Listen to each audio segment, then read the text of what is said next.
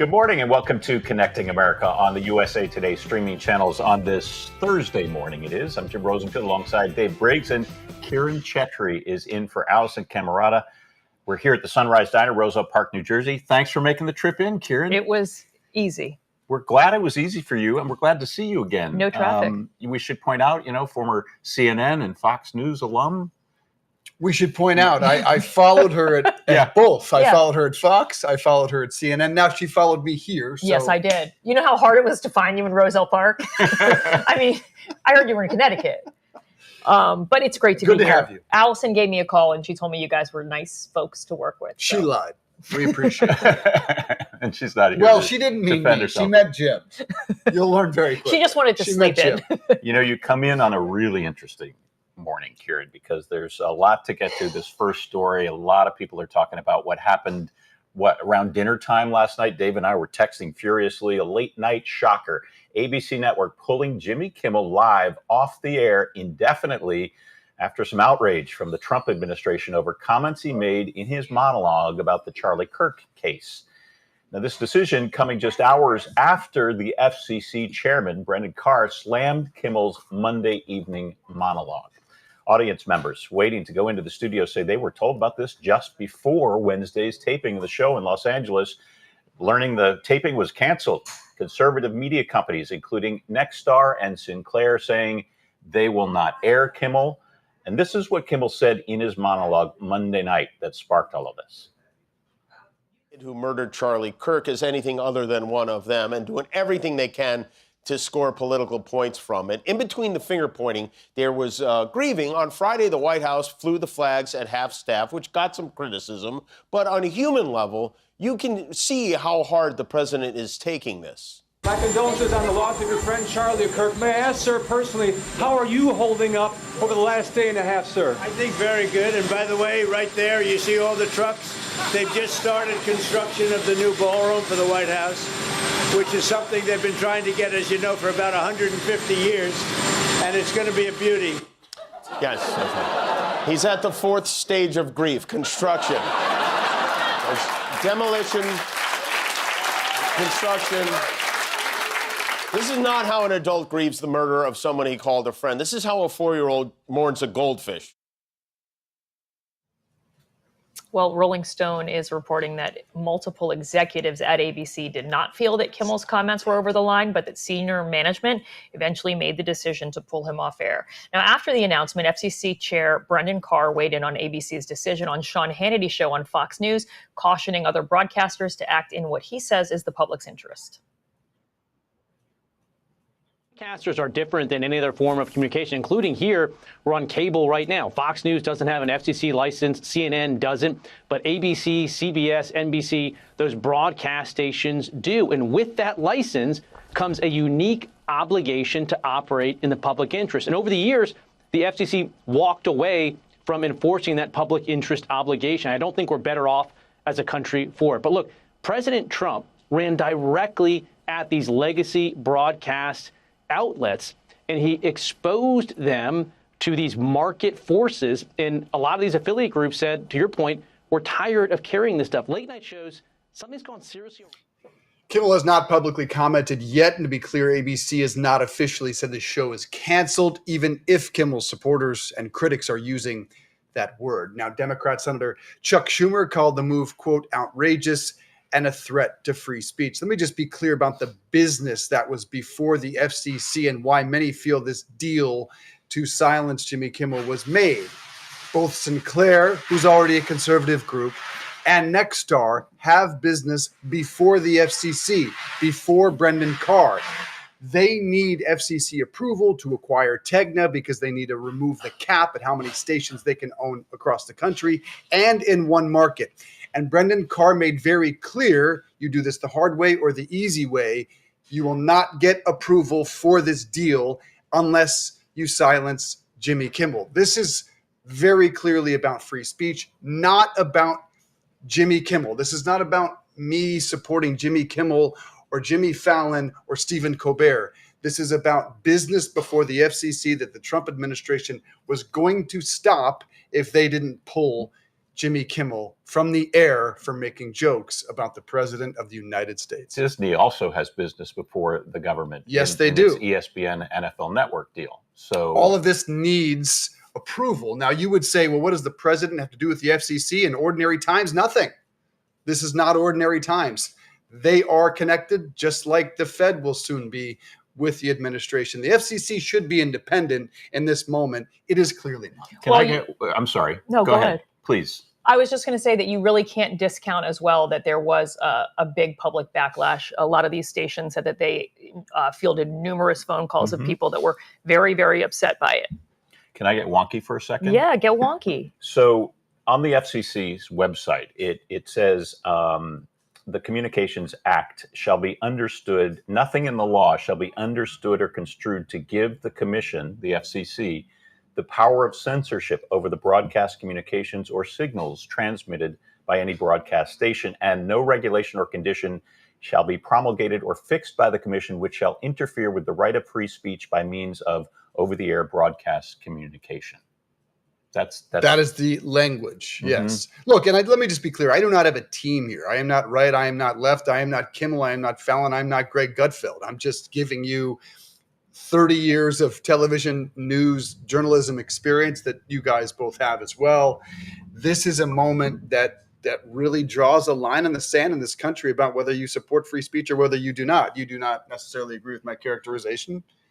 Please. Well, I mean, I agree with you about free speech, absolutely, and that the government cannot police you or charge you. And you criminally. Don't think they're doing that here?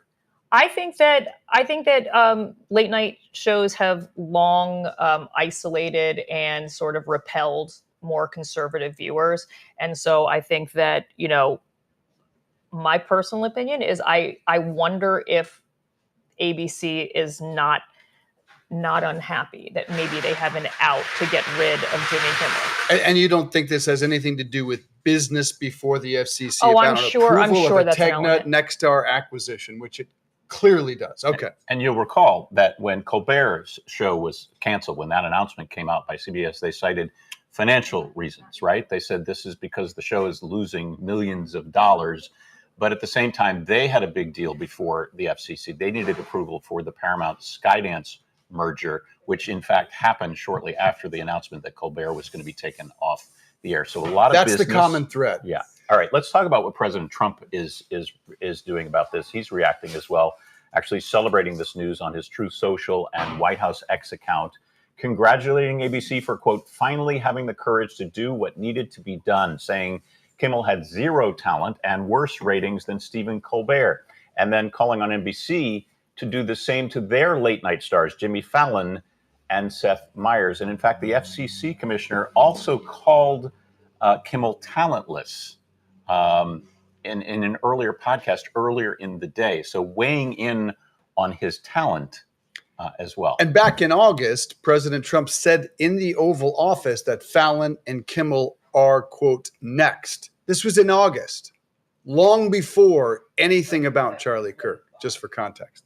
ABC's decision also came exactly 2 months to the day when CBS announced that it was ending The Late Show with Stephen Colbert, citing shrinking revenue. Well, not everyone was buying it, with Colbert supporters saying it was related to a pending merger, as Dave was talking about, with Skydance and Paramount, CBS parent company, and the thought that was being held up by the Trump administration. So this brings us to our question of the day. It's really straightforward. Do you think Jimmy Kimmel deserved to be suspended? You can weigh in, scan that QR code on the right side of your screen there and vote yes or no. Now, this poll is not scientific, and at this early hour, obviously, no one has weighed in yet. But we want to give you all a chance to have a voice here. This is one of the ways that we're trying to do that. Let's dive in more on this late night shocker with our first guest. We begin with comedian, author, and political commentator John Fugelsang, known for his sharp take on politics, culture, media. So, John, we've talked a lot here. Let's get your first take when you heard this. Well, good morning. It's a pleasure to be with you. I think we've now reached the canceling comedians by government decree for a bribe stage of the second term. The FCC has no power to do this, as you pointed out. They don't regulate airwaves anymore. They seem to be regulating Donald Trump's feelings. Mr. Kimmel did not call for violence. He did not tell people to inject a disinfectant. He didn't lie about an election. And he didn't suggest that we should euthanize homeless veterans like our pal Brian Kilmeade did just last week on Fox and Friends. And we need to thank our friend, Mr. Kilmeade, for showing us exactly what's going on here. Attacking comedians shows how brittle and unmanly and frightened this White House is. We know what is coming between the tariffs and prices raising, according to the Fed, in every sector, as well as the Epstein files, which are not going away. So we're already seeing the redistricting in Texas. It is a frightened White House, and cracking down on comedians is not going to help them with any of the groups they need to get in the long term. And I think ABC made him a great mistake. I think the smart play would have been suspend him for a day, if you will, but then negotiate with Nexstar to get him back on the air after all this clears over. At the end of the day, there was no jokes made about Mr. Kirk's murder. There was a joke made that hurt Mr. Trump's ego, and that's why this is happening. John, refresh our memory, because President Trump is not the first president to be the butt of jokes. I mean, right? Letterman talked No, about sir. Bush, right? I mean, on late night, this has been part of the culture of late night. Am I right on that?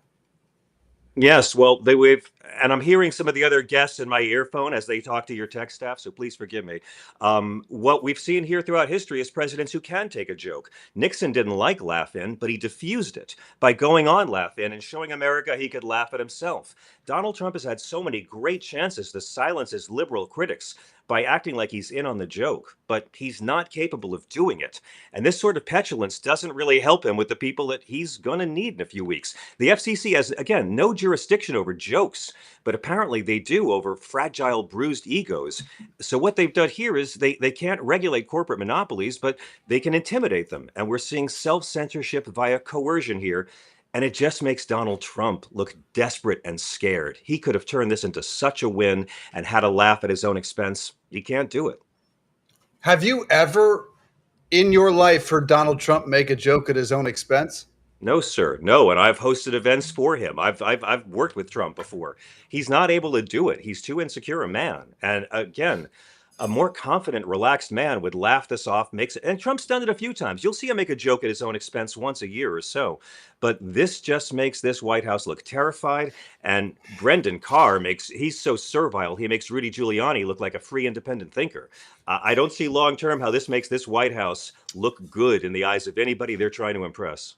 And this comes just about 48 hours after the Attorney General of the United States said on a podcast that hate speech, that they will prosecute hate speech. Apparently, she missed at Stetson Law School the whole free speech constitution part of law school. For the conservatives that are watching this morning, I just want you to speak to them. They say everything Absolutely. Jimmy Kimmel says is negative about Donald Trump, and I don't like that on my TVs.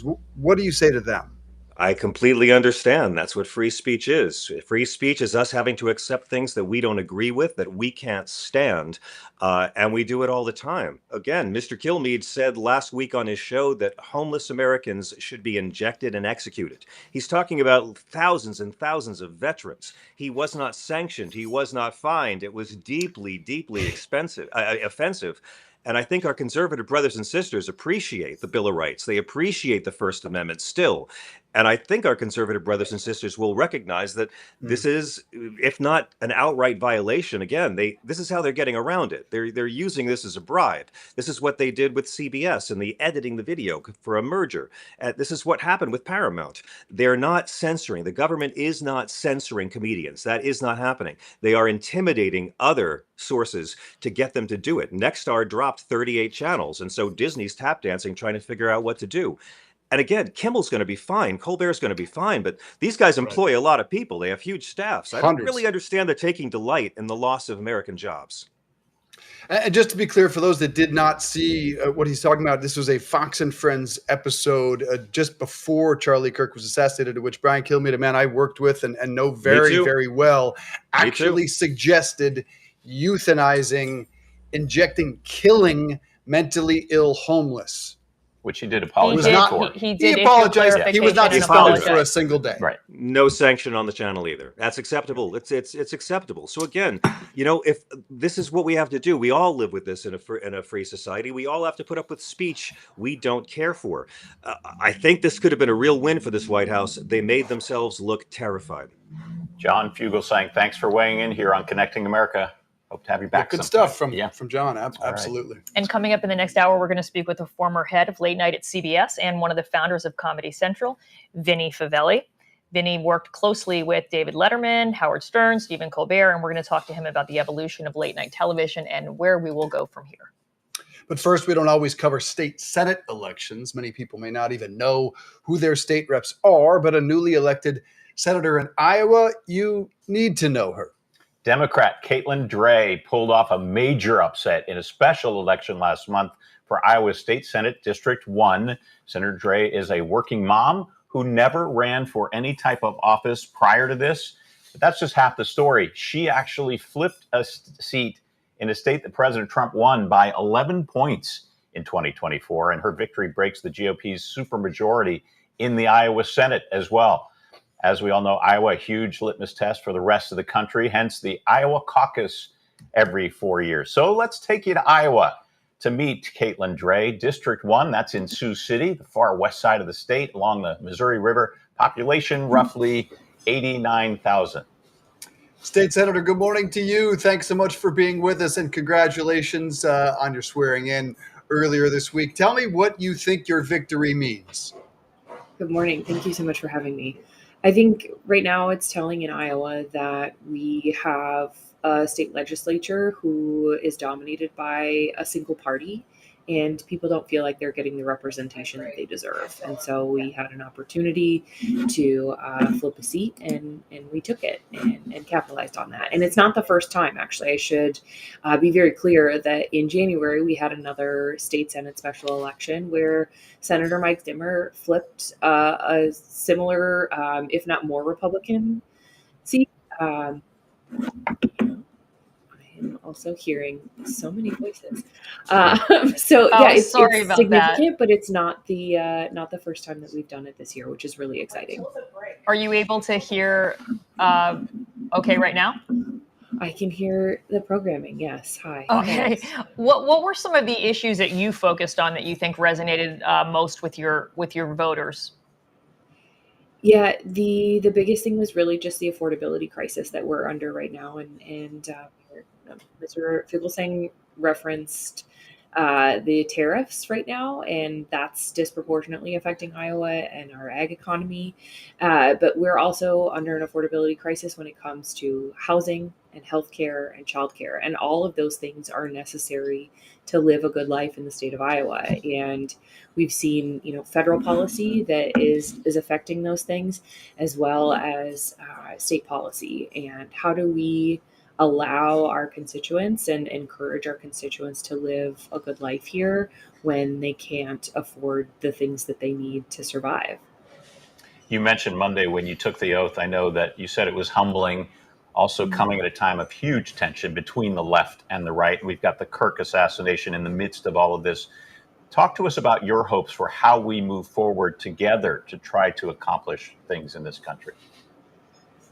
I appreciate that question. I am quite humbled, and as a first-time legislator, what a week. I think we are so much closer than the current climate would suggest, and we have to turn the temperature down. I mentioned this on Monday. The escalation of political violence that we are seeing, my neighbor to the north, Representative Speaker Emerita Melissa Hortman, was murdered in her home. And that is because of her beliefs. And that type of violence cannot exist in a democratic society. And so we have to turn the temperature down. And I am optimistic when I talk to my neighbors. I think that's the other thing is the internet certainly has a place in our political discourse, but when we remove the screens from the conversations that we're having with our neighbors, the temperature is much lower, and we're much more likely to agree than we are to disagree. Yeah, it was nice to hear the words of Republican Governor Spencer Cox of Utah say, put down the phones, get off social media, go hug someone, go exercise, go sleep. That was a message of unity and leadership. The Democrat Party at this point feels rudderless, feels without a message or a leader at the moment. What would your advice be nationally to the party in this moment? I think that we have to allow candidates to run the race in their area, that when we are stuck to talking points and, maybe things that don't necessarily apply, Democrats in the Beltway are different from Democrats in rural and exurban Iowa, and this race I think is proof of that, right? That I was talking about quote unquote progressive issues, and we talk about subsidizing childcare or helping folks afford a home for the first time. Those types of things are considered progressive. And when we talk about policy, the policy works. And when you can run candidates who are of their neighborhood and know their neighbors, that makes a difference. And so I would But encourage, the Democrats, of which I am one, right, to do more local investing and focus on those local races. so how does it complicate things when you have your message in Iowa and then Mamdani, who's running and will definitely win the mayor's race in New York City? Does that complicate things for the party? I don't think so. I mean, I was running at the same time, and it didn't come up, quite honestly. I think people understand that the message that someone is running with in a city like New York is going to be different. It has to be different to serve different constituencies. And fortunately or unfortunately, that's the nature of a Big Tent party, right? We have a variety of viewpoints and constituents, but that is not insurmountable, in my opinion. Senator, we thank you for joining us here on Connecting America as you begin your new job and wish you congratulations. Thank A you so much for major having me. upset there in Iowa. All right. Connecting America just getting started. Up next, we'll have details on the memorial planned for Charlie Kirk when we come back.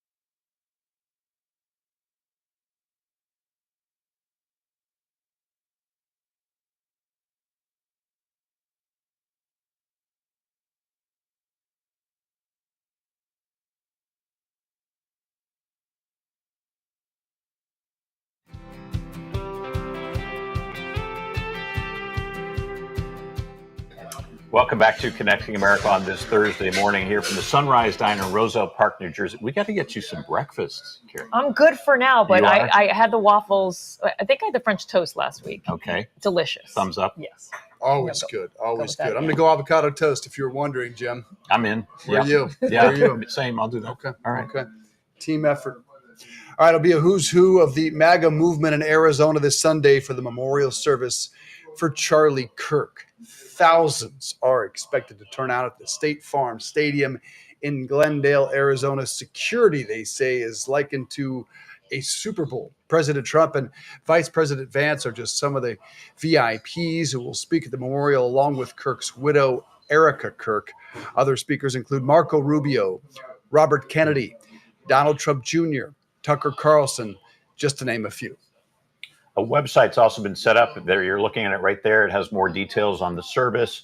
It's called fightforcharlie.com. It has information on ticketing to that event and also ways to contribute to Kirk's Turning Point USA organization. Kirk, as we know, founded Turning Point back in 2012. With more on the memorial and reaction to the community in his hometown, let's go to Laura Gersoni, politics reporter at the Arizona Republic, joining us here. Laura, is this one of the biggest memorials the state will ever see?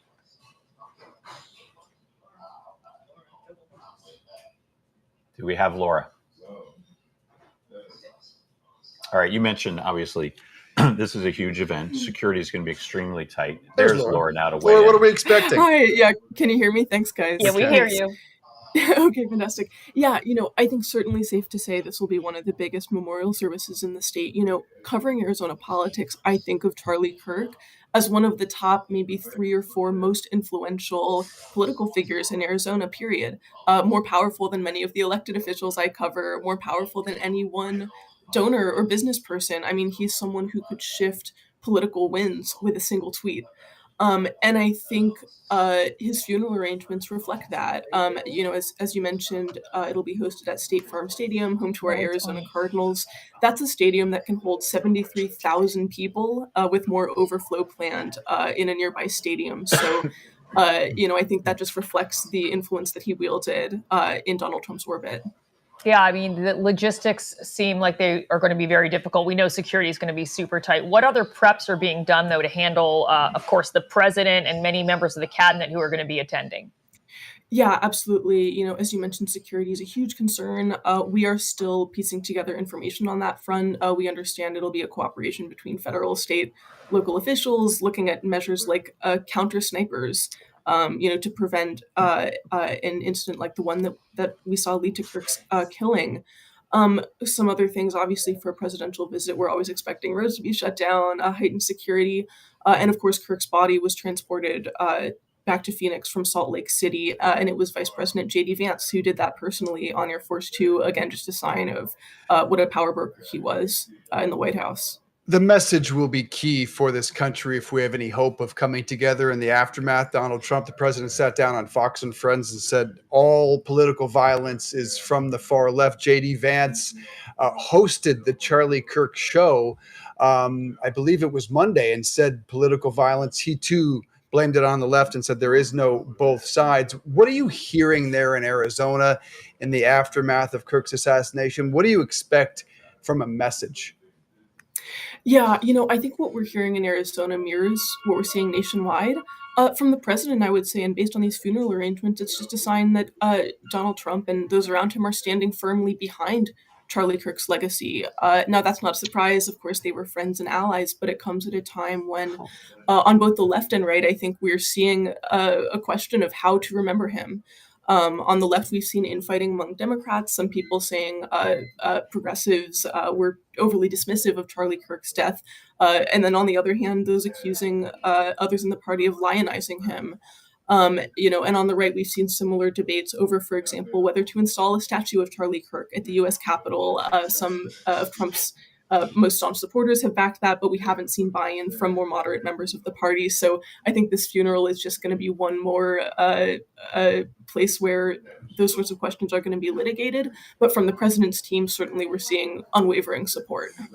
I think it's interesting. I noted, anyway, the name of the website that they set up for this memorial event called fightforcharlie.com. And we're going to hear from Erica Kirk, his widow, at that memorial service. And I'm just wondering, are you hearing any talk about who picks up the mantle? Could it be his wife? And it'll be interesting to hear what she has to say at that service. Absolutely. I think, that's the $1 million question going forward. Yeah, I've heard Erica Kirk's name. I've also heard names like Tucker Carlson, other people speaking at his funeral. Certainly there are some Arizona players who might be involved, but it's hard to think of someone with the same sort of national charisma and profile as Erica Kirk, Tucker Carlson, even Donald Trump Jr. So that's something we'll be watching in the weeks and months ahead. All right, Laura, thank you very much for being here. We'll check in with you again on Monday after that service. The key word she said there, and the key word we should all take away, I believe, from Charlie Kirk is debate, vigorous public debate. Whether or not you agree with the things Charlie Kirk said, guys, and I don't agree with a lot of it, in particular when it comes to women's role in a marriage and the family. Charlie Kirk took his debate to college campuses. He took questions from his critics, and I hope we're all inspired by that. I know I frankly am, whether or not you agree or disagree with him. I love the way he went about his business. What I can't understand in the aftermath of his death is why, instead of honoring Kirk's legacy of public, vigorous debate, we are denying that. We are turning that down. We are shutting that down. We are firing people, going on a witch hunt for anyone who said anything bad about Charlie Kirk. Charlie wouldn't want that. Believe me, Charlie, and I have met him, I have interviewed him, he would want vigorous debate over the statements he made throughout his illustrious career. He wouldn't want free speech shut down. This is what's difficult for me about this moment. I mean, it was a horrific assassination. We should all mourn what happened, but we should all encourage what Charlie did, the way he went about his business. And some of the speakers we'll hear from at that memorial have already weighed in. And not in the vein of let's all come together. Oh, no. A lot of blame on the left. Stephen Miller will speak at this service. And I'm not sure we'll hear a message of unity. I dearly hope we do. We probably will from Erica Kirk. I feel like she has, been very, very well. I mean, she did say that she was going to fight, and talked about the fact that this widow is not going to back down. But I do think that moving forward, this movement was very, very attractive to a group of young people, Gen Z especially, because of the positivity that they interpreted in that. And so if Turning Point tries to go in a different direction with finger pointing and other things like that, I don't think that's what Charlie Kirk would have wanted, and I don't think that's necessarily true to their brand.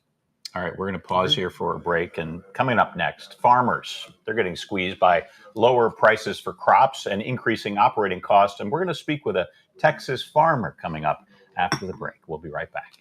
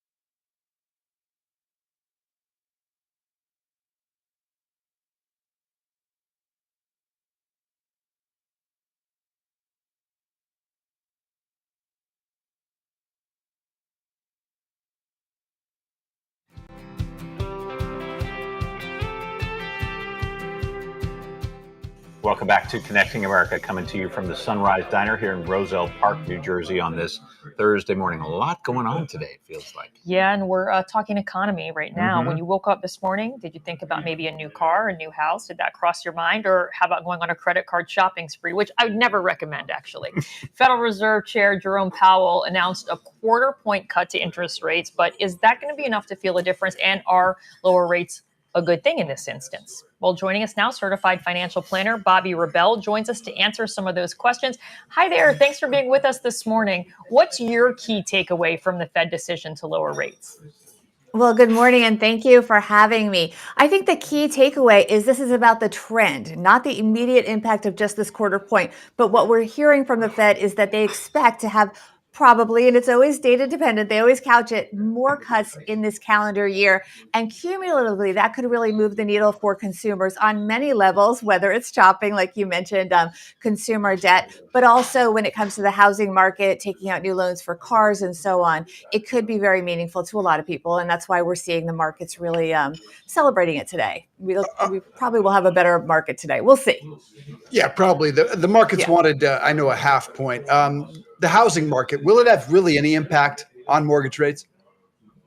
I think it will have psychological impact on people in the short term, and then longer term, it will have a real impact on rates. Remember, this is the Fed funds rate is what the Fed, it's a rate they set for the banks to lend each other's money, but it does set the tone for the mortgage market. So what happens is those banks, you may even see we've seen some lowering of mortgage rates already coming into this. So they take their cue from it, but it's not a literal connection. So you might see some easing of interest rates getting towards that direction. And then what happens is people might start shopping for houses because they're anticipating more affordable interest rates. And that could in and of itself become sort of a self-fulfilling virtuous cycle, which is what we like to see. Are there other areas, other sectors where these rates could make things more affordable? Yeah, well, interest rates are tied to different benchmarks, and they do take their cue from the Fed funds rate. So we could see, for example, if you're looking for a car loan, you may see a little more wiggle room there. If you have debt on a credit card, in theory, those credit card companies should be lowering their rates. Sometimes they tend to drag their feet a little in the downward direction. We know they waste no time when it comes to raising rates. You might make a call to your credit card company and ask for a better rate because sometimes they do respond to that little bit of a nudge. But if you're taking out any kind of new loan, you might see better rates already. So that's something that could be very welcoming to consumers. And also, as is the goal of the Fed, can help the economy because more money in people's pockets can mean more money to spend. And that, of course, can help our economy. Now, if you want to save, is this a time to try to lock in rates on things like CDs, or are we going to wait a little bit and see if the rate falls a little more? Yeah, so Kieran, I'm so glad that you asked that question. It is probably a good time to lock in rates. Make sure that you are okay in terms of your liquidity, because when you lock in rates, you're also locking in that money. But it is a good time because even if they don't cut further rates, we really don't expect rates to go higher. So this is a good time. And remember, just as rates go down when they're loaning you money, the money that you put with the banks, that interest rate, your return will also go down. So you definitely want to think about locking in money if you can get a rate that makes sense for you and for your investing. Bobby Rebell, thanks for being here on Connecting America. It's a perilous time for the Fed because you're seeing the economy soften a little bit. You're seeing job growth struggle, and you're seeing inflation fire back up. And I don't know, a lot of people are talking about that right now, but grocery prices are rising faster than they have since the pandemic. Coffee's up 20%, although gas is down. So they're in a real tough spot. They had to lower rates because they know the political pressure. They will lower them again, probably another quarter point. But the economy is really starting to soften, and we're seeing a lot of different indicators of that. But inflation is firing back up, so they're kind of working against one another. Well, the housing is a real problem as well. The shelter costs have gone up, and a lack of just really like a lack of housing right now. Affordable supply. housing. Yep. Yeah. You know who else is struggling? Farmers. We want to talk about that. That's right. A piece in USA Today spells out how some farmers are getting squeezed, how prices are diving for staple crops like corn and soybeans due to increasing yields, and production costs are also increasing. So as prices rise for things like seed, fertilizers, and pesticides, many farmers are concerned that tariffs could also add to things and make it worse. Donald Ebeling is a farmer in Plainview, Texas. Thanks so much for getting up early and joining us today. First of all, what do you farm? We raise cotton, corn, cucumbers, have a large cattle herd also, uh, some soybeans, but we'll do anything for $1. But if you're eating this morning, thank a farmer. You're We right. haven't eaten yet, Donald, but we plan to, and we'll thank you in advance. How long has your family farmed that land where you are in Plainview? We've been here since 1901. Wow. Wow. So a lot of history there. Do you have any of that produce on hand? Man, I love a good cucumber. Nobody loves a good cucumber like me. We just got through harvesting ours a week or so ago. All right, beautiful. So tell me about the biggest challenges you are facing right now. Well, our biggest challenge is all of our expenses have risen probably 20 to 50% in the last few years, but we're probably at a 20-year low in prices, which just kind of compounds the problem. The only thing we do as farmers is we try to become more efficient and do more with less.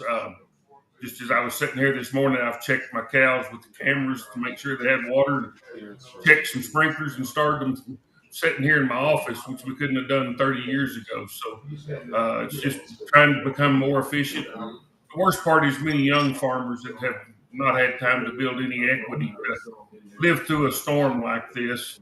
It's very tough on them, physically and mentally. And we pray for those that are going through these struggles that they will make it through it and find a better day. And are there any indicators that have you thinking that things could take a more optimistic turn sooner rather than later? Well, part of it would be is through the farm credit, we may see some additional payments to help weather this storm. I mean, that's part of the farm bill is to provide cheap, economical food and fiber for the American public. And we don't want to ever lose our ability to feed and clothe ourselves within our country because you'll pledge allegiance to whatever country does feed you. And that's something very important. Europe learned that after World War II. Donald, I'm curious. So we want to make sure yes. Sorry to interrupt. If you could speak directly to President Trump, what would you want him to know about your struggle right now? And what, if anything, would you want him to do about it? Well, we do have to learn to deal with all the other countries. And I appreciate what he's trying to do. This needs to be a bilateral trade. If we're buying from somebody, they need to be buying from us and try to make that work. It's a big problem. Years ago, we're not a we traded with everybody across the world. Now we trade anywhere in the world. You can buy beans, get them anywhere. 50 years ago, you bought them within the country. So we have to try to make sure that we can compete with other countries. A lot of these countries buy things cheaper than we do. So hopefully we can work out something to where they're going to buy from us and we'll buy from them. Has there been any noticeable impact of tariffs? Yes, we've already seen the cost of fertilizer going up. A lot of our parts, sometimes it's just a matter of being able to get parts, even if at whatever cost. So that has given us trouble. There's times it may be 2 or 3 weeks getting something where we used to get it the next day. How dire is this, Donald? Are you worried about the future of your own family's farm at this point, or are we not? It's not flashing red yet. Well, it's pretty tight. I mean, I've got a son that's a very good manager of his money. Has been taught to work and save and put things back. I think he'll make it, but I know a lot of these very young ones that are just getting started. I don't know how they can continue to make it work without some type of help. All right, Donald Ewing, we thank you for joining us from down there in Plainview, Texas.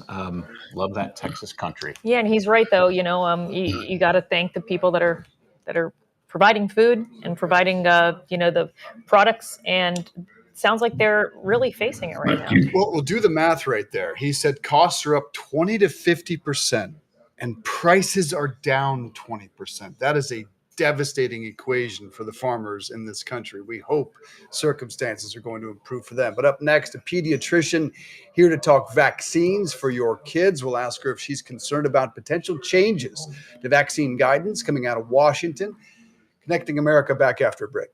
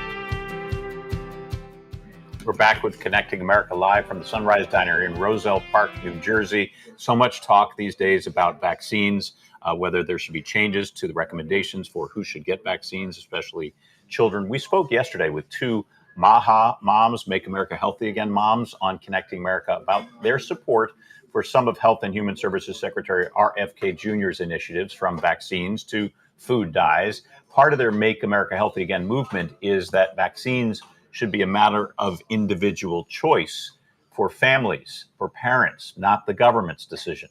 Public health officials often point to herd immunity when enough people are immune to a disease that its spread slows or even stops, protecting the wider community. But the MAHA moms questioned that, even as they point out they are not against all vaccines. We're all about choice. We want the ability to decide what goes into our bodies and our children's bodies. As a mom of four and a health coach and a passionate advocate for over 2 decades, I know that I am capable of making the decision for my child with my provider and with my doctor with informed consent. And that's what we stand for. Our argument the other way is if your child is vaccinated, then they should be protected. The herd immunity situation is not necessarily something that we are concerned about. We don't feel as if our children are putting other children at risk. And this is really bubbling up right now because there's a committee, a key committee at HHS that will be deciding on any potential changes to recommendations when it comes to vaccines, including COVID, hepatitis B, as well as the mumps, rubella vaccine And as the well. chickenpox And vaccine measles as well. very much back, which was thought to be dead and gone. All right, to help us put this in perspective, we're joined now by Dr. Kim Bergner. She's a pediatrician in the Boston area and a board member on Healthcare for Action. Doctor, good morning to you. You heard what the MAHA moms say about vaccines and herd immunity. What's your reaction? Good morning. Thanks for having me. I think what the MAHA moms are saying is part and parcel of basically anti-science and anti-expert movement that's becoming a part of the American culture or sectors of the American culture. And frankly, I think it's dangerous to give decision-making about public health and children's health entirely in the hands of people who are not trained and not experienced in making those decisions. I think that patients and parents should be part of decision-making always, but people have to take responsibility for where they get their information and to respect the people who have vast amounts of training and expertise. Talk to us about what happens if this committee does, in fact, change the recommendations for vaccination. For instance, when it comes to hepatitis B, why is that so important to be vaccinated as a newborn for Hep B? So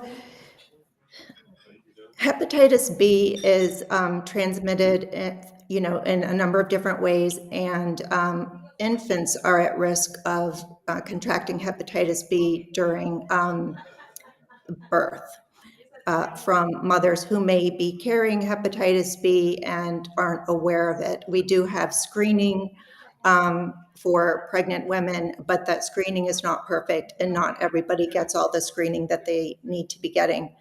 So so to protect the newborns from contracting hepatitis B, it is recommended that they get a very safe vaccine at birth. It used to be that they would get the vaccine prior to discharge if we knew that the mother had been vaccinated previously.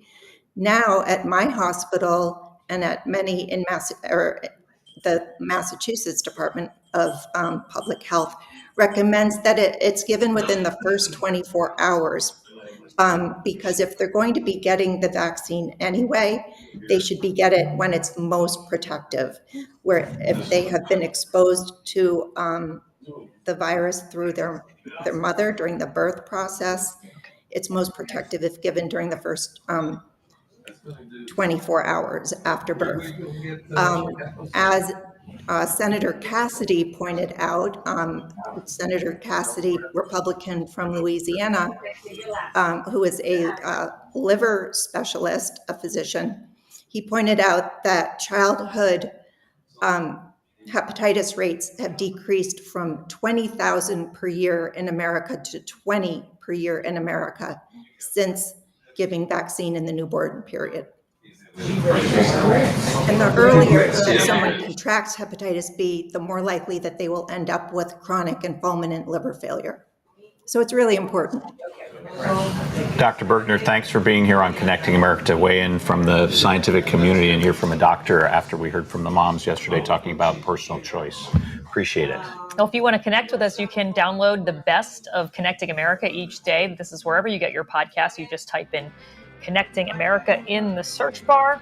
When you follow us on social media as well, Facebook, Instagram, and TikTok, among others. We'll be back at the top of the hour, and as the diner fills up, we're going to try to talk to some folks here, see what's on their mind when Connecting America continues.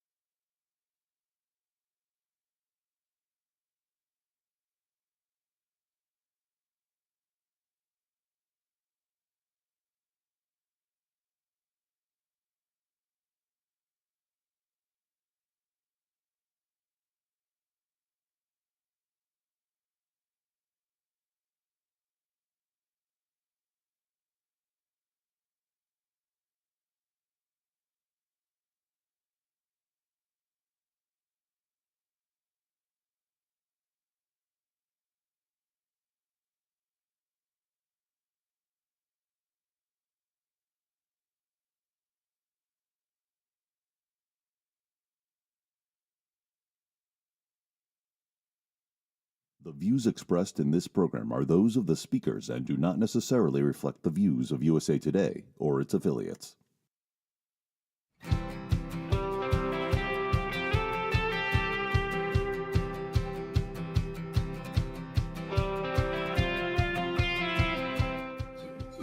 Good morning and welcome back to Connecting America on the USA Today streaming channels. I'm Jim Rosenfield alongside Dave Briggs, Kieran Chetry in for Alisyn Camerota here at the Sunrise Diner in Roselle Park, New Jersey. How's the coffee so far? Delicious. What a difference an hour makes, by the way. It's bright. Everyone's talking, right? It is dark when we come in, isn't it? You found your really way here? I did. I was able to find my way. All right. Good to be with you guys today. We're glad you're here. Let's get to what a lot of people are talking about this morning, right? A late night shocker, ABC Network pulling Jimmy Kimmel Live off the air indefinitely, they say, after outrage from the Trump administration and others over comments Kimmel made in his monologue about the Charlie Kirk case. That was on Monday night's show. This decision coming just hours after the FCC chair, Brendan Carr, slammed Kimmel's Monday evening monologue. Audience members waited to go into the studio yesterday, told just before Wednesday's taping in LA, the show was canceled. They weren't told why, but they quickly found out why because, you know, everybody has a phone, right? Conservative media companies, including Nexstar and Sinclair, say they weren't going to air Kimmel. So there was a revolt among stations, and that preceded this decision. This is what Kimmel said, actually, in that monologue Monday night that sparked all of this. Some new lows over the weekend with the MAGA gang desperately trying to characterize this kid who murdered Charlie Kirk as anything other than one of them and doing everything they can to score political points from it. In between the finger pointing, there was grieving. On Friday, the White House flew the flags at half-staff, which got some criticism. But on a human level, you can see how hard the president is taking this. My condolences on the loss of your friend Charlie Kirk. May I ask, sir, personally, how are you holding up over the last day and a half, sir? I think very good. And by the way, right there, you see all the trucks? They've just started construction of the new ballroom for the White House, which is something they've been trying to get, as you know, for about 150 years. And it's going to be a beauty. Yes. He's at the fourth stage of grief, construction. There's demolition, construction. This is not how an adult grieves the murder of someone he called a friend. This is how a 4-year-old mourns a goldfish. Now, Kimmel has not yet publicly commented. And to be clear, ABC has not officially said the show is canceled, even if Kimmel's supporters and critics are using that word. Democrat Senator Chuck Schumer called the move, quote, outrageous and a threat to free speech. President Trump, of course, celebrating the news on his Truth Social and White House X account, congratulating ABC for, quote, finally having the courage to do what needed to be done, saying Kimmel had zero talent and worse ratings than Stephen Colbert, then calling on NBC to do the same thing to late night stars Jimmy Fallon and Seth Meyers. Why should this concern you? Even if you believe Jimmy Kimmel, Jimmy Fallon, Stephen Colbert are overly left and overly critical of the president, and that's a fair argument. Anyone could make that. This should concern you because it appears that free speech is being controlled now by the FCC and by the administration. To remind you, they had major deals before the FCC did Nexstar and did Sinclair that Brendan Carr, the FCC chair, was clearly going to pull if they didn't do what they told them in silencing Jimmy Kimmel for the moment.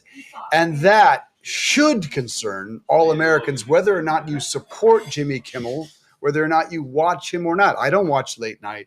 I am concerned about the policing of free speech in the United States. The sole Democrat on the FCC is concerned about it too, Dave. I mean, she's made a statement saying, Ana Gomez, that she's concerned about using the weight of government power to suppress lawful expression, and she sits on the FCC. I think it'll be For interesting. how long? For how long does she sit on the FCC?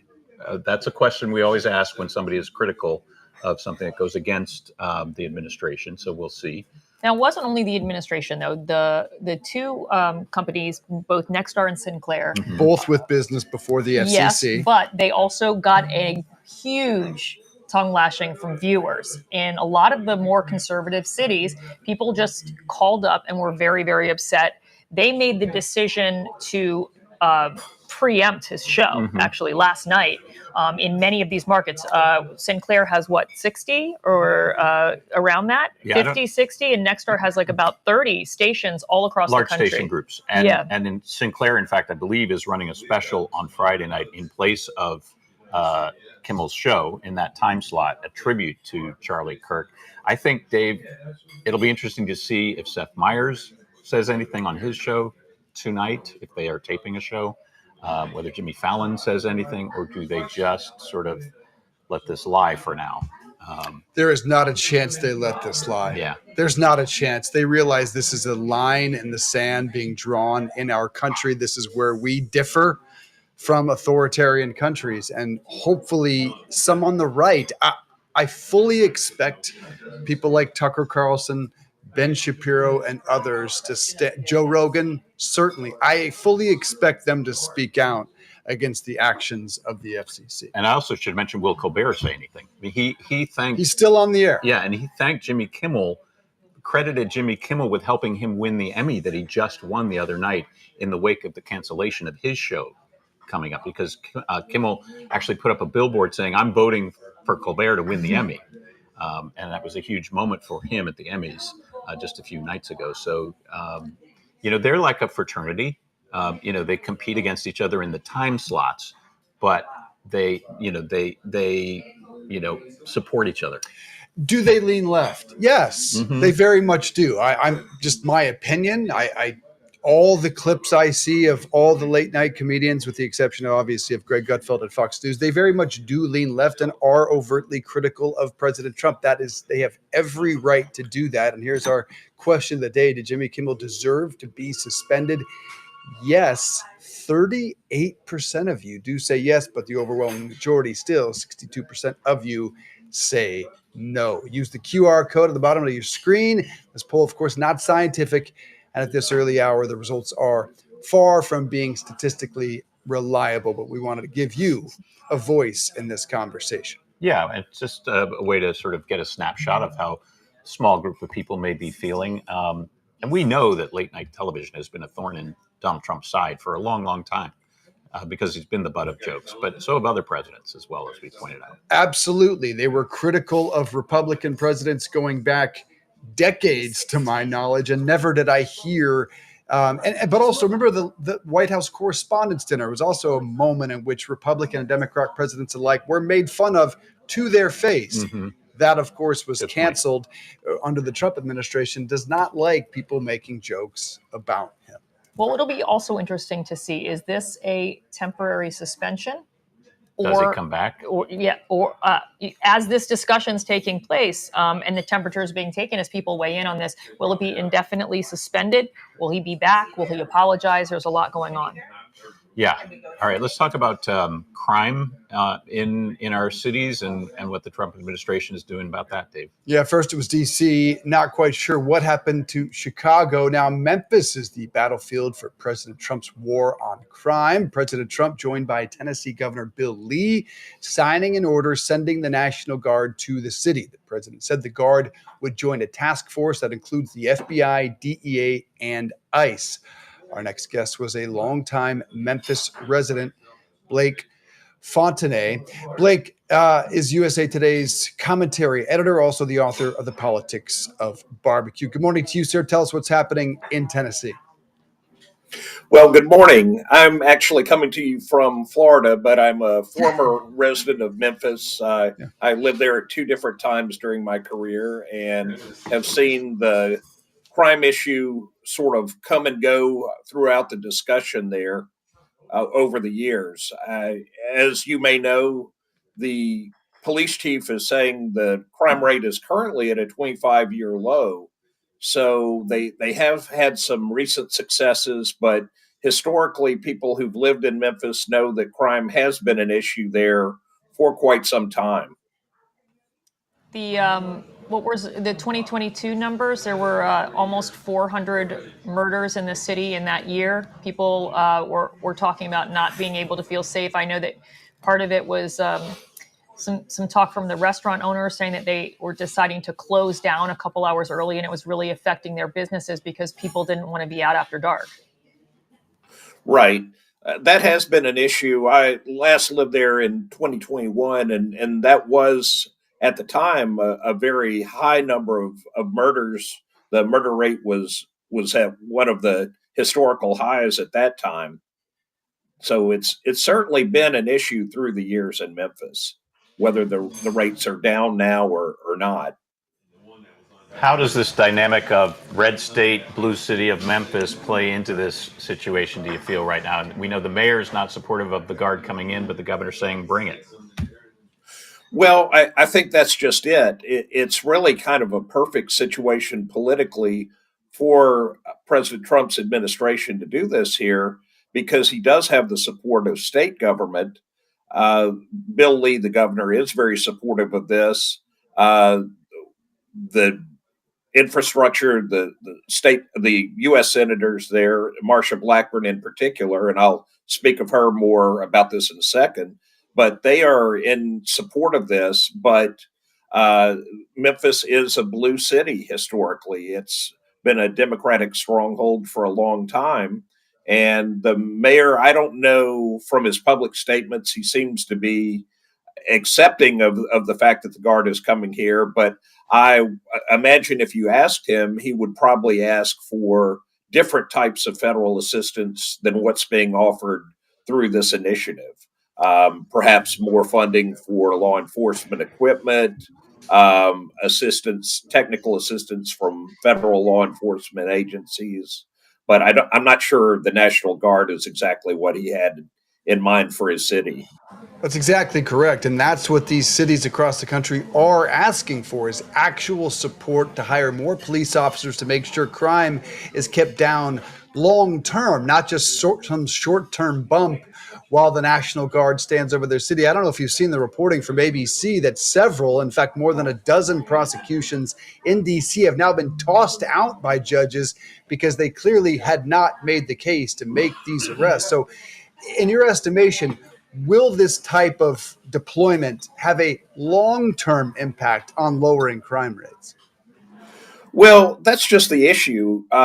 You can bring the Guard in, and I don't know where they're planning to deploy the National Guard troops. Probably if it's like the Washington model, it would be the higher profile tourist areas. Maybe you have them at Beale Street, Graceland, the National Civil Rights Museum. You may have them there for a period of weeks or months, but if they're going to be moving on, then what's the real long term benefit there?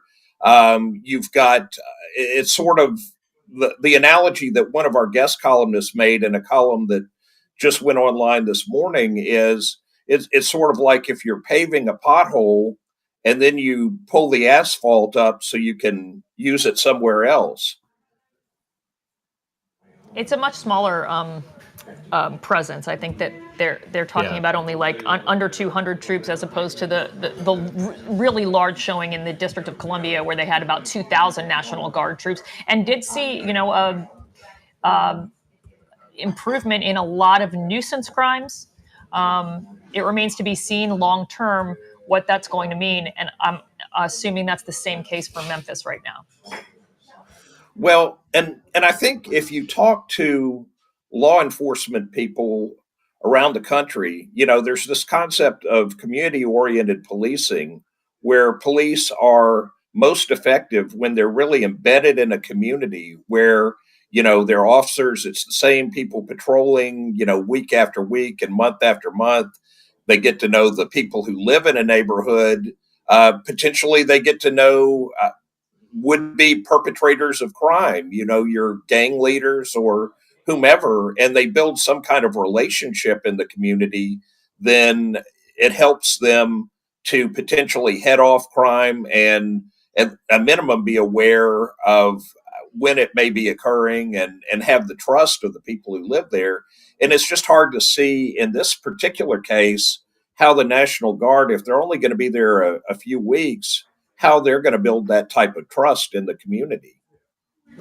We'll wait and see what happens. Blake Fontenay, thank you for joining us here on Connecting America. President Trump is overseas, continuing his visit to the UK today, where he will meet with the Prime Minister there, Keir Starmer, and his wife, Lady Victoria, the President and the First Lady, spent the day yesterday at Windsor Castle. They were treated to a flyover from American and British planes. President Trump and King Charles also inspected the honor guard, and they wrapped things up with a state dinner at the castle there, Windsor Castle. Joining us now, Foreign Affairs correspondent Amy Kellogg. This visit to Windsor Castle, Amy, filled with pageantry and ceremony, but is there also some actual business that happens at these visits? Well, pomp and ceremony like none seen in recent memory was said time and again. There was that incredible banquet last night in St. George's Hall at Windsor Castle, where both King Charles and President Trump gave speeches that were carefully written and read at the dinner before they tucked into their glorious feast in that hall. Both really laid the flattery on thick. They talked about the special relationship and they rooted it in history. So they wove in allegorical and literary references to the bonds between the two countries. But they also made great props to liberty and freedom of speech.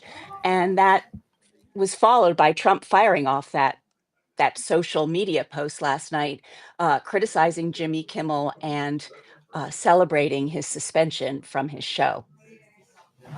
When they talk later about actual issues with the prime minister, what are some of the top issues that are going to be discussed? Well, the British press says they're waiting for some fireworks when there's a press conference between British Prime Minister Keir Starmer and President Trump, because this entire visit so far has been very controlled. There were some protests outside Windsor Castle and some bigger ones in London, but President Trump and the First Lady had been within the grounds of Windsor Castle throughout their visit, pretty much. So they were insulated from all of that. There is right now a meeting going on at Chequers, which is the Elizabethan 16th century manor house, the country retreat of British prime ministers. They are talking trade.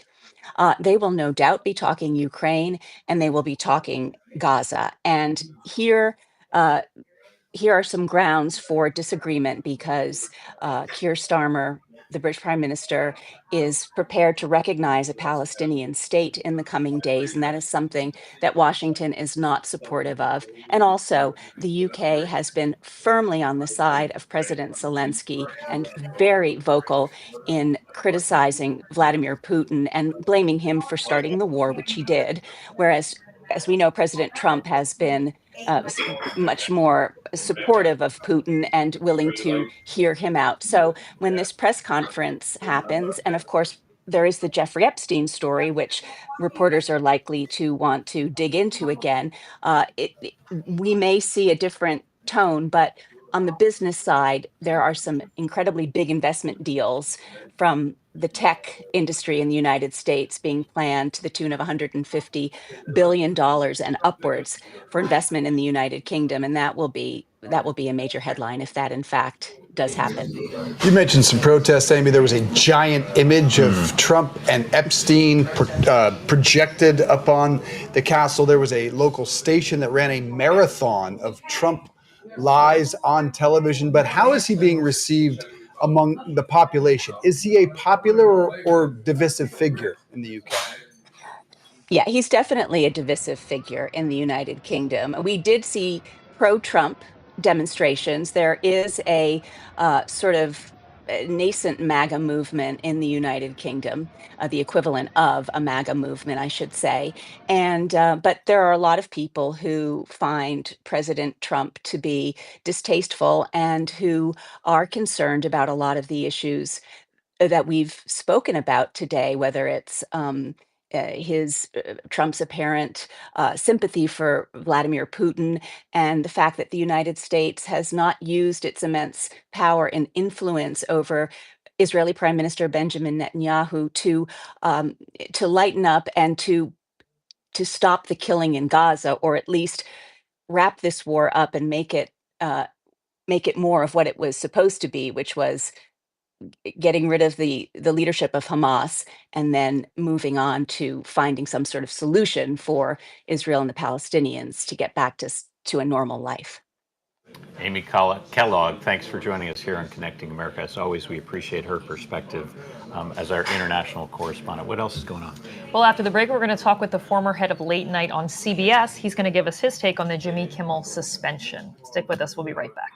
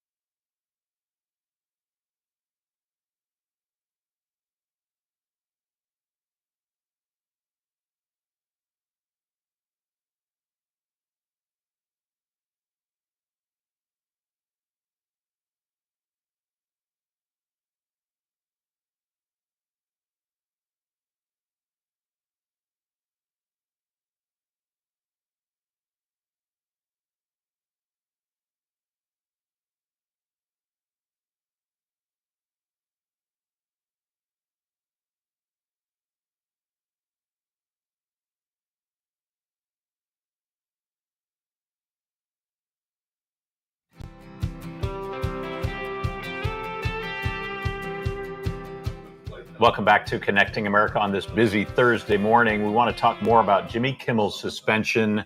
We're joined this morning by Vinny Fitbali, the former head of late night programming at CBS and one of the founders of Comedy Central, worked closely with David Letterman, Howard Stern, and was there for the launch of the soon-to-be-canceled Stephen Colbert Show. Vinny, thank you for joining us here on Connecting America. I can't imagine, what was your first reaction when you heard about this suspension late yesterday? Thanks for having me. The funny thing is I'm still not over the Colbert cancellation. It seems like everything is so accelerated. We've moved on. And now it's about the Kimmel thing, which to me felt like a death in the family. It's insane. And I just want to be clear about one thing. I don't think it's about what he said on Monday. I think it's this accumulation of Trump comedy in late night, and they figured they could pin what he said on Monday on as an offense that would be worthy of. Trump is saying he's been canceled. Meanwhile, he's been suspended, and I wish that ABC had just let the station group suspend Kimmel. So then they get their piece of meat or whatever, and then let this thing play out with the viewers protesting against the affiliate. But they just pulled the switch. It's crazy. And just a day prior, I'm sure you saw the clip that John Carl from ABC News asked President Trump about some comments made by the Attorney General, that she suggested that free speech or that hate speech was not free speech. And the president said to John Carroll, maybe I'll come after you. You Yeah, I have know. hate in your heart. I think that was a preview of what was to come just a day later. What does this mean to you in terms of free speech in the United States? Well, to me, it's really less about free speech because people are going to say it's ABC. You don't have free speech on ABC, right? You have free speech in the middle of the street to say what you're going to say. And I hate that I'm saying this, but you'd like to think that the company you work for would back you up. Look, the Kimmel Show is really no different than the opinion shows on all the cable news networks, like especially Fox. Like, it's no different than Sean Hannity in that it's not news. It's a personality up there saying whatever they want to say, framing it in whatever they want to frame it. And it's chilling that ABC, which is also a big news organization, doesn't have Kimmel's back. And I get it. There's advertisers involved. If a big station group pulls, you got a big hole there in the middle of the country or scattered. But nobody's willing to fight anymore. It's ridiculous. And when Trump calls these reporters nasty and mean, like he did what he did at town hall on CNN, where he called her mean. He's talking about himself. He's not talking about them. It's the most ridiculous thing. It's bullshit.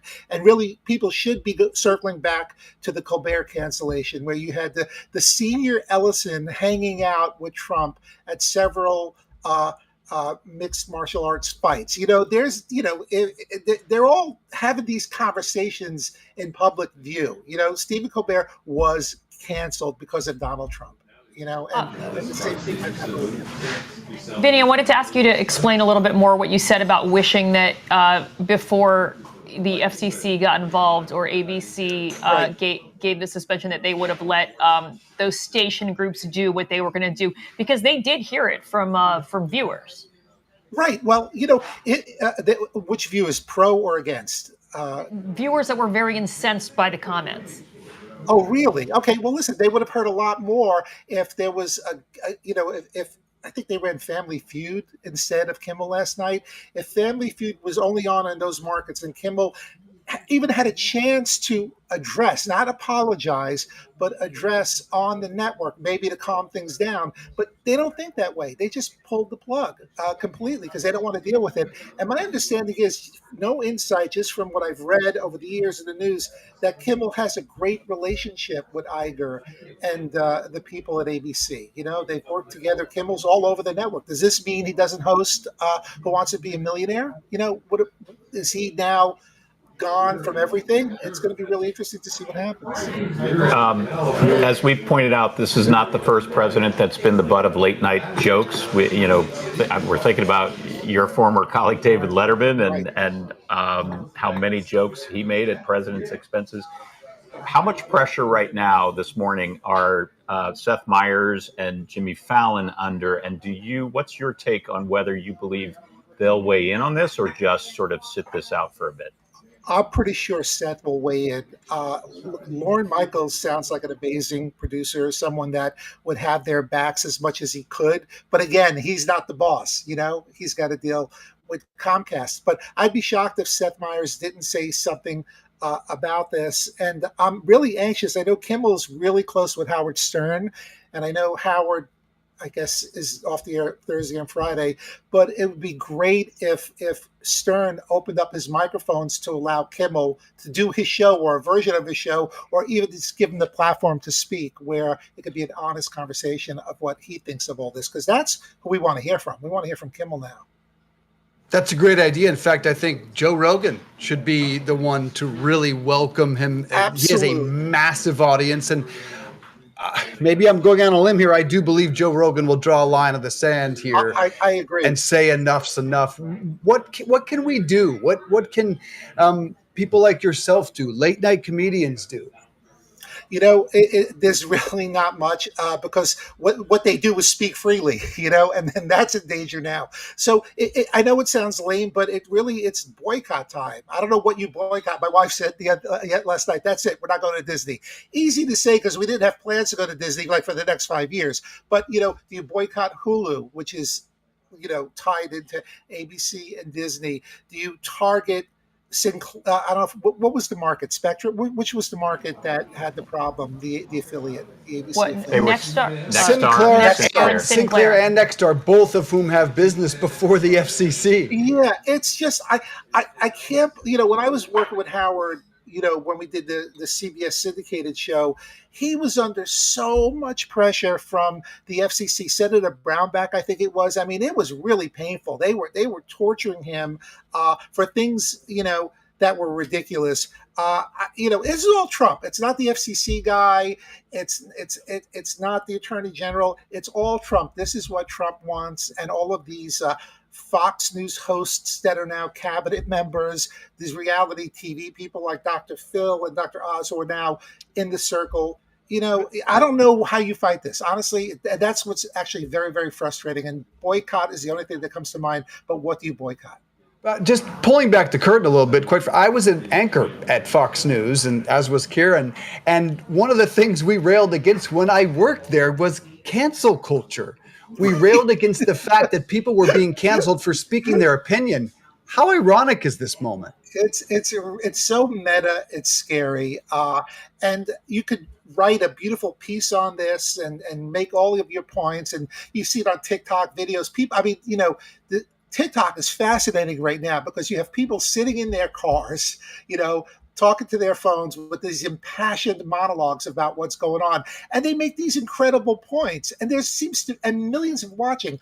I don't know what has to happen to change this, but like I said, I'm really anxious to hear Kimmel talk about this because I'm sure he'll make some really good points. Well, I don't know if it'll change anyone's mind, but that what they saying about Monday is total bullshit because that was the most benign thing, the most benign reason to choose such an idiotic example. Do you think they were looking for an excuse then?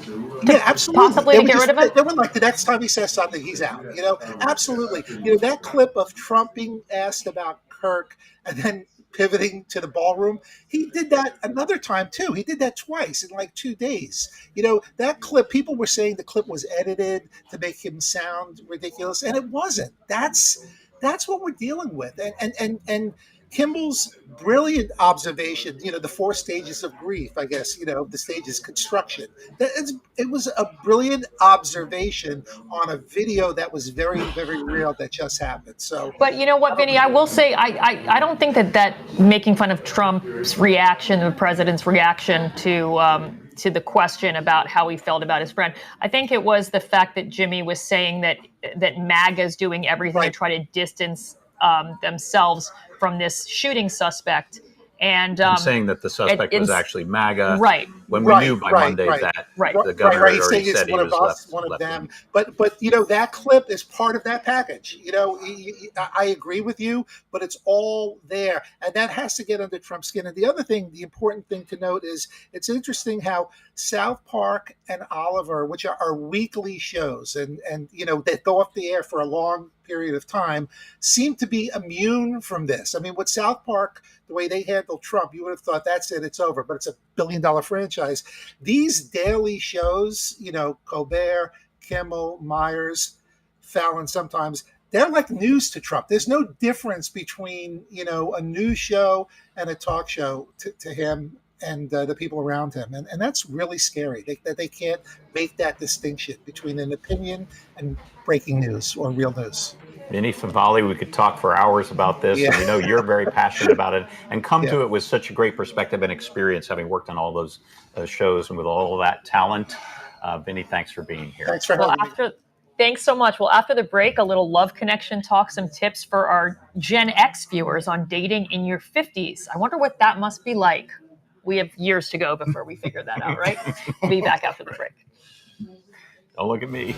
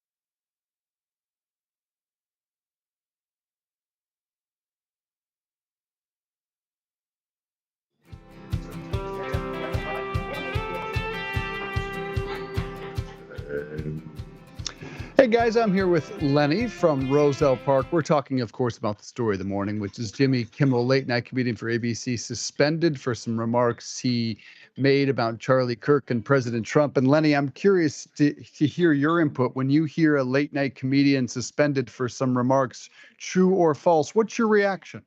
Well, I mean, if it's free speech, that applies to everybody. And he's a comedian, so he jokes about everything. That's been his lifestyle, his career. So why did he get fired? Because somebody didn't like the jokes, or was it the person that he made the joke about? So in other words, what they're saying is, if you got this particular job, this particular things you could say and can't say. And he got fired for that, for free speech. And we all free speeching. Does it worry you about your own free speech, about things you might say or post online? Yeah, it's a good thing I don't have a government job because I couldn't sit here and talk. They were limited what you could say and whatnot. So in other words, free speech is mean for commonary people and it's not mean for political people or TV shows, as you could say. So I don't think it's right. It's a very strange time in which we live. Do you feel like we are coming together as a country or being pulled apart as a country at this moment? Well, I think we're being separated. You have those who could talk and then you have those who need to shut up. And it depends on your job whether you could talk or not. And that's where we at today. And I think the politics is what's separating everybody from free speech to just be able to say what you want to say without losing your job.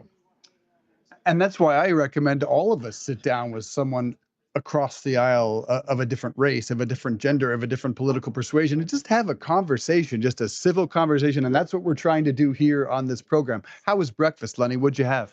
Oh, breakfast was great, man. This is a great place. What'd you have? I had potatoes with sausages, eggs with cheese, toast, grits, tea. I've been coming to this place for the last 25 years. 25 years. Lenny, it's been an absolute pleasure talking to you. Really appreciate your time. Guys, back to you. Dave, thanks so much. Hey, we have a new member of our Diner Dream team, and let's just say comes with some expertise that comes with age. Holly Resnick is a professional singer. She's a jazz club owner. She's a mother of 4, and perhaps her most interesting accolade, she is a self-proclaimed Gen expert. Let's start with that. What makes you the expert, Holly? Well, hello, good morning. Well, it's morning. It's 5 a.m. here, so I don't know about the good part, but wow. Yeah, I woke up like this. No, I didn't. So Gen Expert, really, you guys, I got to be on a national show as a lifestyle reporter for years.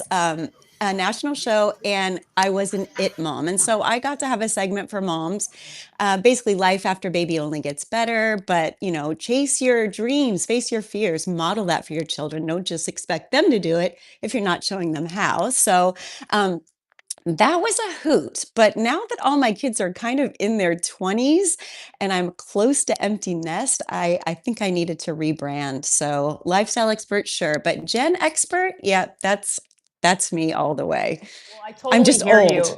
I mean, well, 50s these days is like, I mean, it is like the new 35, right? I mean, I'm going to stick with that. But I totally hear what you're saying. I only have one at home and one who came back actually after college. But They do that. They do. And I actually love it right now because the empty nest was a little sad.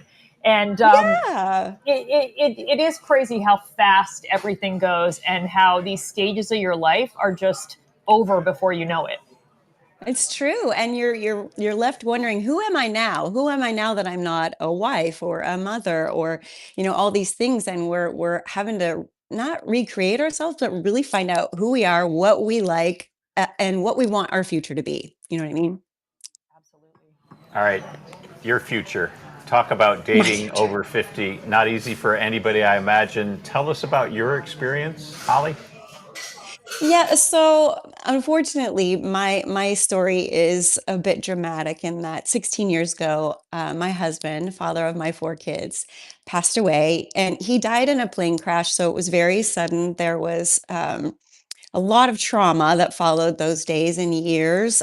So dating was not anything I thought of for very many years. And then even if I wanted to date at that point, the kids were the squeaky wheels, and I needed to be there for them as a priority and not add anybody else into the mix. But like I said, now that, the kids are all kind of okay and on their own, it's time to maybe start thinking about dating. And it's terrifying. It's terrifying for a lot of Gen Xers who find themselves single at this age and never thought they would be. Yeah, I hope my wife never leaves because I can't imagine navigating the dating world. What are the biggest challenges, like when it comes to apps and how you date now as opposed to the way it worked 30, 20 years ago? Right, exactly. Everything has changed so much from when we were in our 20s and like looking for a spouse to start a family with. And Gen Xers, we don't love the apps. The apps feel really forced and weird, and technology isn't our first language. We're still learning that. And so I have a few tips for everybody if you're thinking about, I think I might be ready. I might be ready to jump back in there into the dating pool, which, think of these as your floaties to help you keep your head above water. Okay. So I would say one of the first things you should do when you think you're ready is date yourself. You really need to be comfortable with who you are. Find out who you are outside of being a mom and a mother, and a wife. So who are you now? You're not the same person you were when you're 20. What do you like? What do you want your future to be? Spend time with yourself. So if you're comfortable with yourself, you're going to attract people that will add to your peace and your joy rather than distract you or take that away from you. And then I would say, for online dating, it's overwhelming. We've all heard the horror stories. I could tell you guys some offline. Um, but I think of it this way. So think of the apps like when you go to the mall. You don't have to go in every shop. You can just browse. And if you make a spontaneous purchase that you regret, you can take it back. And if it's damaged, you can return it. So think of the apps like in a lighthearted way where you're just meeting new people that you wouldn't normally meet, but you don't even have to put date in there. You're just using them as a tool to meet new people. Okay. So that's number 2. And I'm looking at my notes, you guys, because Gen Xers have brain fog. It's real. Okay.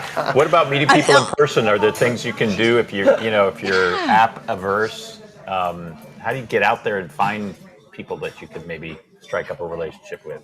That's a great question. And I actually think that's the best way. It's the best way for me is just meeting someone in the authentic, natural, organic way. And a good way to do that is what are you, yeah, like a diner. A good way to do that is just what are your passions? I mean, are you a hiker? No.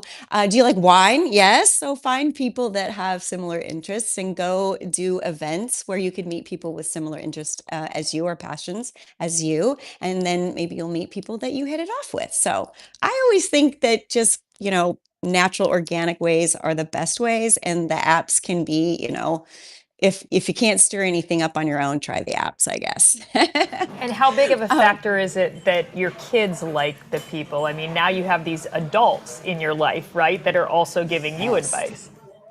That's so true. And it's terrifying because of the whole cougar thing out there. Sometimes my kids' friends are like out and they're like, Mrs. Resnick, is that you? And I'm like, oh gosh, why are you at the dance club? Just kidding. I don't go to dance clubs.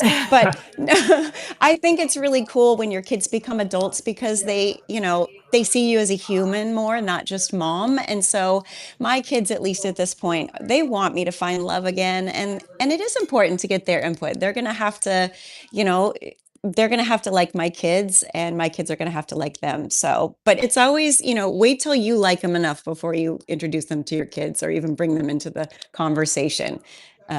Kids can sometimes scare them away. Holly Resnick, we appreciate you giving us these tips, and maybe don't go anywhere because we want to hear some of the dating horror stories offline, maybe in the break. And when we come back, we're going to go from diner talk to church talk. We're going to examine a new op-ed that says more Christian Gen Xers are turning to their faith than in the previous generation. Stay with us.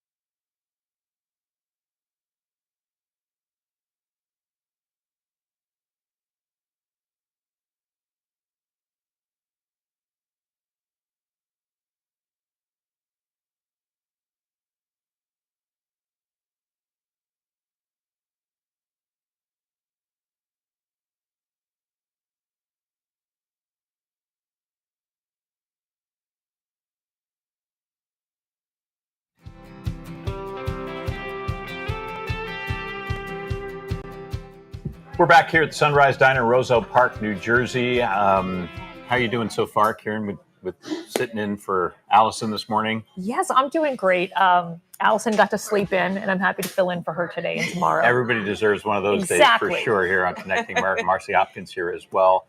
And we're talking about an interesting subject, sort of the return to faith and religion. Not quite the Great Awakening, but Gen Z has turned the tide really on religion in a way. An opinion piece in USA Today around Easter time caught our eye. It pulled data showing that after decades of declining church attendance, Gen Z has seen the light, if you will, and slowly but surely, those pews are starting to fill up again. Joining us now at the diner table, Marcy Hopkins, a transformational coach, a mental health advocate. And thanks so much for joining us this morning. Oh, thank you. It's great to be here. We're going to show some video right now from the University of Texas. This is in San Antonio from earlier this week. This was at a vigil for Charlie Kirk, where hundreds were praying, chanting Christ is King. We saw a lot of public displays of faith on college campuses. And even before, of course, this tragedy happened, we were seeing a revival of more young people turning toward religion. What did you notice about that? Well, people are turning towards religion because they are looking for a sense of purpose, something that's greater than. Like, why are we here? What are the questions, right? That they want to know that there is a reason that we are living this beautiful life instead of seeking all of these exterior things like the homes, the money, fame, politics. Like, what is something bigger and deeper? And that's what they're seeking right now. Does social media play into this, Marcy, in terms of a couple of fronts, feeling disconnected because a lot of people are scrolling alone on their phones, and also just the emphasis on superficiality that we get if we consume too much of this, and people feeling like there must be more to life than this? Well, it's interesting because social media has actually disconnected us, right? And this individualism and being alone, right? Like somehow we are better alone.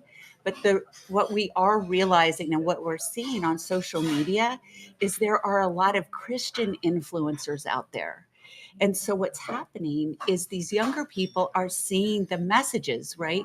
They're seeing the gospel. They're seeing how these younger people are living better, more fulfilling lives. And that's making them curious. So it's good and bad.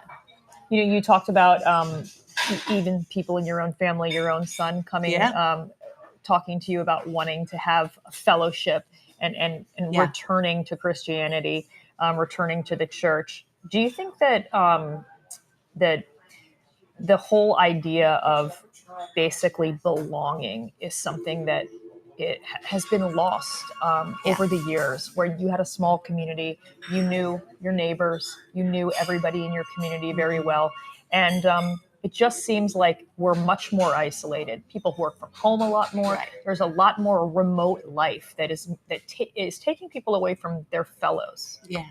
Right, because going back to the phone, getting behind the computer, chat rooms, just that feeling of isolation. COVID brought us more to an isolated state.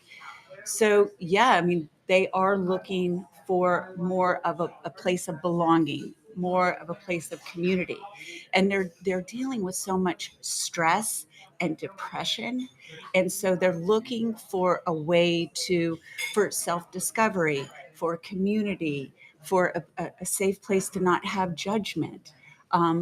Looking for people that are seeking the same thing. And that's more fulfillment through tradition, through the gospel, through this safe place that a church can offer. And that's like for my son, he's gone through a lot with mental health recently. And that was a lot from COVID and going to college and these big changes and now he's seeking that so he can find a sense of community on his own instead of just the safety of the home, your house, right? Or maybe you're not finding connection a lot of kids out there are struggling with connection and how to connect. And my son was one of those, especially boys are having I was going to problems. ask, does this break Yeah. down along gender lines? Or Yeah. has there been any study of that, or is it hard to know at this point? No, it's actually, there are studies that have shown that boys are having more problems with this. I think the New York Times actually pretty recently had an article that came out about this, that boys are struggling so much more with connection. So I'm glad to see, though, they're actually going back to faith and something bigger. And I know for me in my healing journey, going back to my higher power and spirituality has been a huge factor of healing and having more purpose in life. And I love to see these young people doing this. Same. I also think it's interesting why Gen Z versus the generation right before them, the millennial. Yeah. I'm not to generalize, but Gen Z seems to be the one that is Well, returning to faith more. I think they're very curious and they want answers, and that's what they're seeking. And social media, they are finding the answers, even though it's a disconnection also.